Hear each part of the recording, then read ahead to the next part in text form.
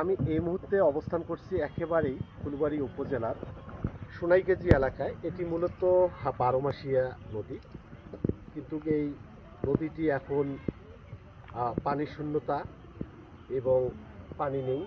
তো এই যে সামনে আপনারা জানেন যে বর্ষা মৌসুম আসতেছে, আর এই বর্ষা মৌসুমে আসার সঙ্গে সঙ্গে এই যে নদী পাড়ের যে মানুষগুলো, সেই মানুষগুলো চরা অঞ্চলে যাতায়াতের যে একমাত্র বাহন সেটি হলো এই ডিঙি নৌকা।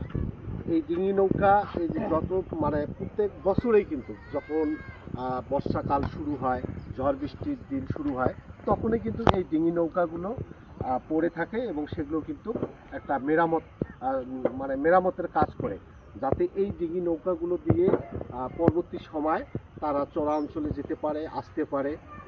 এটাই তাই তো।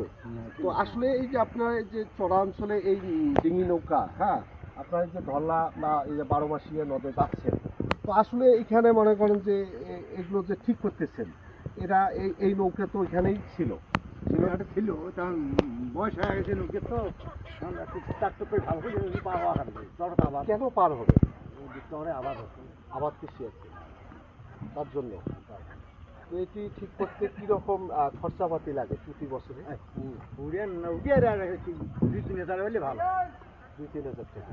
আর নতুন ঘর গেলে 6-7 হাজার টাকা না। আচ্ছা, এগুলো কাঠগুলো কিসের তৈরি? পাঙ্গুয়া গাছ, পাউয়া কাঠ তো এখন পাউয়া কাঠ তো এখন আর পাওয়া যায় না।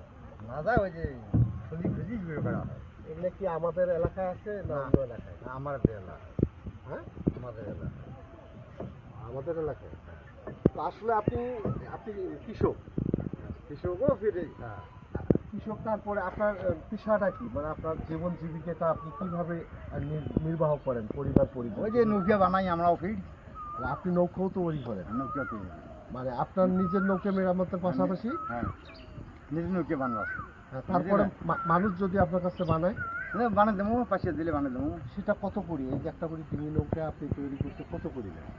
3,000-4,000 নৌকা বুঝি পাশে। এটা কয় হাত লম্বা? এটা 14 হাত। 14 হাত। এই 14 হাত যদি নৌকা আপনারা তৈরি করে দেন, তাহলে 3 থেকে 3,500 টাকা। মূলত আপনার এটিই পেশা। তা আপনি বছরে এই বর্ষা মৌসুমে আসলে কতটা নৌকা আপনি নতুন তৈরি করেন বা পুরাতন মেরামত করেন? পুরান নৌকা তো মেলা, এখন নতুন নৌকা 20-25 হয় এই সিজনে। এ পর্যন্ত আপনি নৌকা কতটা তৈরি করছেন এই বছরে? ছোট নাও বানাচ্ছি 2টা, আর 40 হাত নাও বানাইছেন? বানাচ্ছে 4 তো এটি দিয়ে ঘরের কাজ করি, তো এর মাঝামাঝি ঘরের কাজ, ঘরের কি ওই যে চালের যে টিনের ঘর তোলেন। তো আপনার নামটা যদি একটু বলেন? মোহাম্মদ হাসান।